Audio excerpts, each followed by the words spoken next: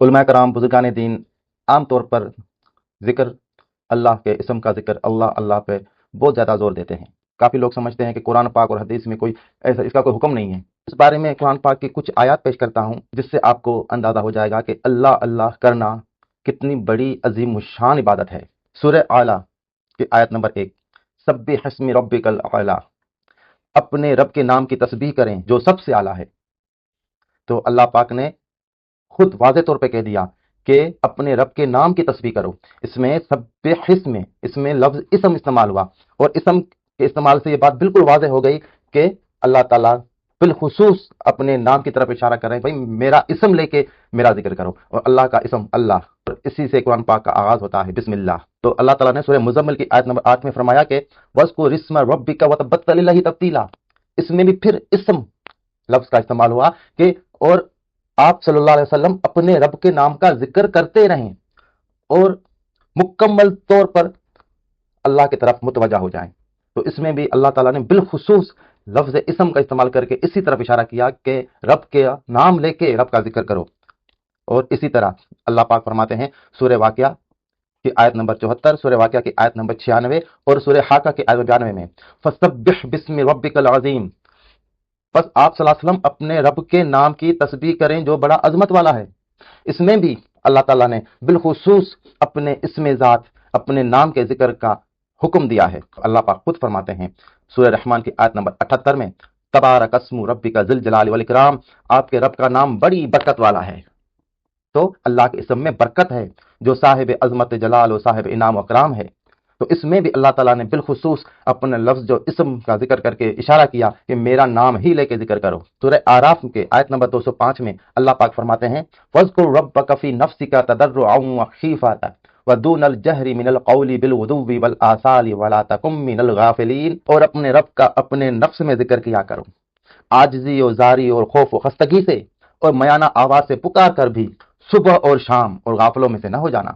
تو اس میں اللہ تعالیٰ واضح طور پر بتا رہے ہیں کہ میرا ذکر کرو نفسوں میں، یعنی خفیہ، اور عاجزی زاری سے ذکر کرو، خوف سے ذکر کرو، اور زبان سے بھی ذکر کرو، اور صبح کو بھی ذکر کرو اور شام کو بھی ذکر کرو۔ اس میں متعین ہو گیا کہ ذکر قلبی بھی ہے، ذکر زبانی بھی ہے، اور ذکر صبح کو بھی کرنا ہے اور ذکر شام کو بھی کرنا ہے۔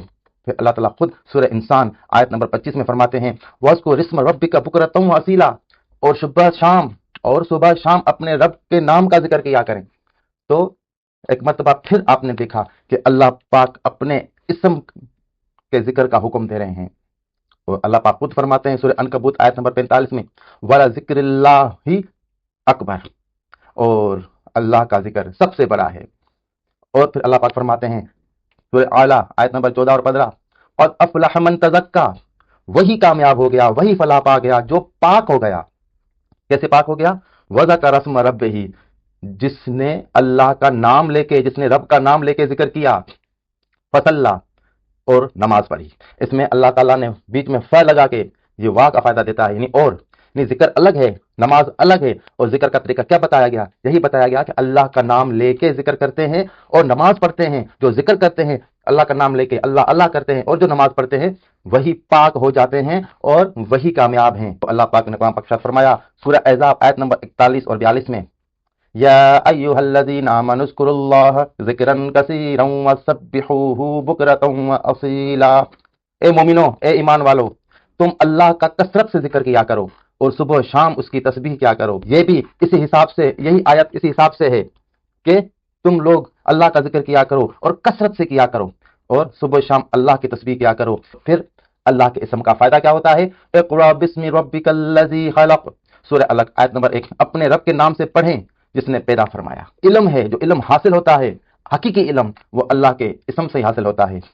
پھر اللہ تعالیٰ فرماتے ہیں سورہ زمر کی آیت نمبر 22 میں افمن شرح اللہ صدرہ للاسلام فہو علی نور من ربہ فویل للقاسیۃ قلوبہم من ذکر اللہ اولئک فی ضلال مبین، بھلا اللہ نے جس شخص کا سینہ اسلام کے لیے کھول دیا ہو تو وہ اپنے رب کی طرف سے نور پر فائز ہو جاتا ہے، یعنی اس کا قلب نور ہو جاتا ہے۔ اس کے برعکس ان لوگوں کے لیے تباہی ہے، بربادی، ہلاکت ہے جن کے دل اللہ کے ذکر سے سخت ہو گئے، یہی لوگ کھلی گمراہی میں ہیں۔ تو اس میں اللہ تعالیٰ نے بالکل واضح طور مکمل تشریح سے بتا دیا کہ ذکر قلبی سے دل منور ہوتے ہیں۔ سورہ نساء آیت نمبر 103، فَإِذَا قَضَيْتُمُ الصَّلَاةَ فَاذْكُرُوا اللَّهَ قِيَامًا وَقُعُودًا وَعَلَى جُنُوبِكُمْ، پھر جب تم نماز ادا کر چکو تو اللہ کو کھڑے اور بیٹھے اور اپنے پہلوؤں میں یعنی سوتے ہوئے ذکر کرتے رہو، پھر جب تم سکون حاصل کر لو تو نماز قائم کرو۔